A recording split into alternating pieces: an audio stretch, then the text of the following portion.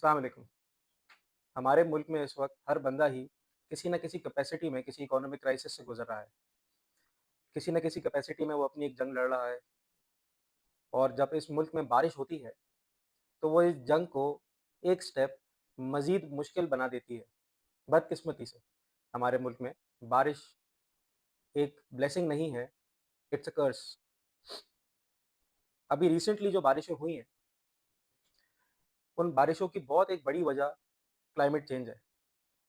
पाकिस्तान 1% से भी कम part play करता है ग्लोबल एमिशन के अंदर। उसके बावजूद भी एशिया के अंदर most affected country is Pakistan.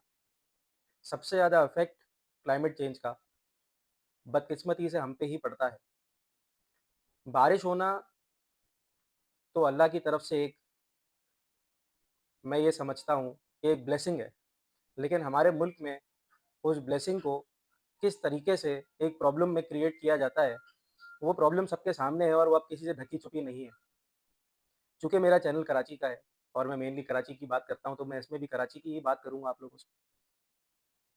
सबने देखा अभी क्या हुआ है। बारिश से किस तरह से लोग मुयस्सर हुए हैं, किस तरह से परेशानी में ढले हैं।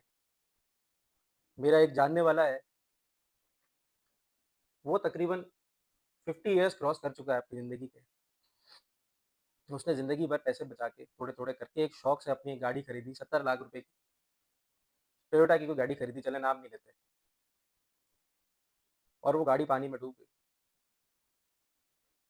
वो सिर्फ़ रोया है क्योंकि उसका इंजन भी चोरी हो गया, उसकी सीटें भी चोरी हो गई। वो गाड़ी तो अब रही नहीं, इट्स जस्ट अ बॉडी जो बाहर से दिखने में गाड़ी है, अंदर से तो कुछ भी नहीं।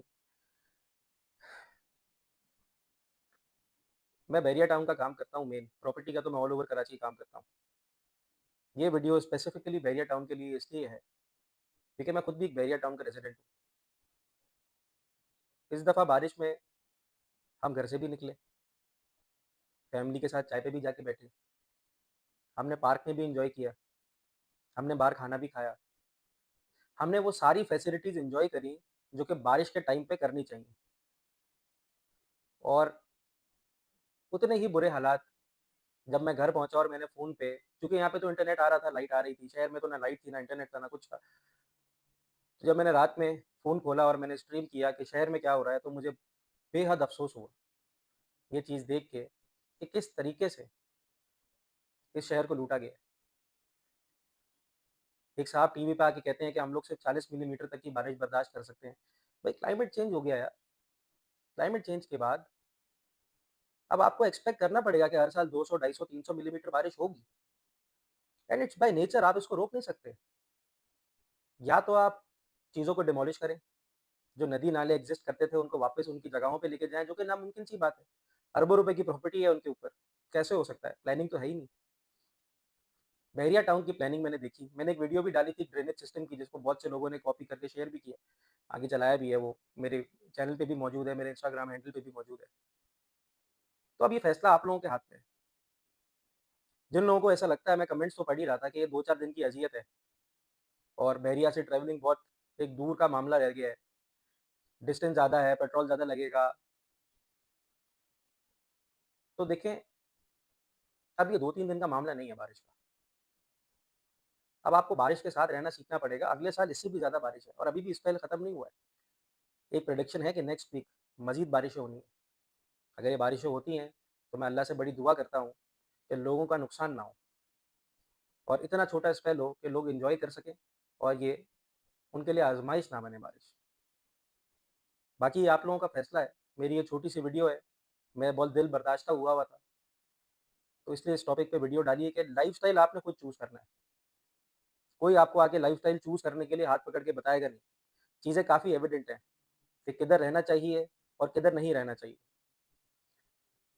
70 लाख की हम गाड़ी लेते हैं, एग्ज़ाम्पल है, तो हम उसकी इंश्योरेंस भी तो कराते हैं।